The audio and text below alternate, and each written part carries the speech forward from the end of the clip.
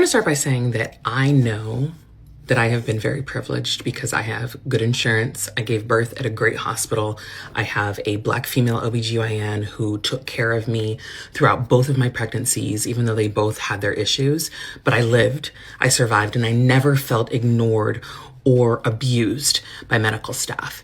And the fact that I have to say that that is a privilege angers me.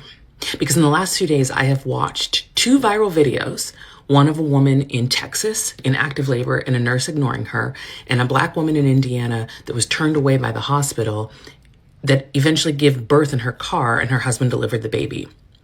This is why I always talk about the maternal mortality rate and why so many people don't understand why race matters in the medical field, specifically to Black women. Obviously, medical training matters and systems and hospitals matter. But when you see patterns of Black women being ignored and dismissed, you can't just chalk it up to coincidence. Black women's bodies, in the US specifically, historically were used as experiments for childbirth, for reproductive surgeries. I mean, the entire field of gynecology was built on surgeries performed on enslaved Black women without anesthesia. So when I say I know I'm privileged, I mean it. I literally drive an hour to see my doctor. And also what drives me crazy is that people love to talk about how the rate of abortion is higher with Black women.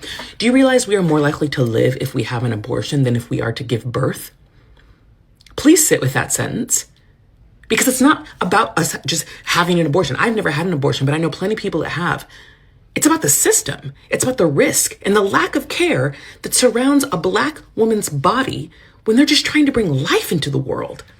And it says so much about our country that there are still lives in 2025 that are treated as more disposable and less important than others.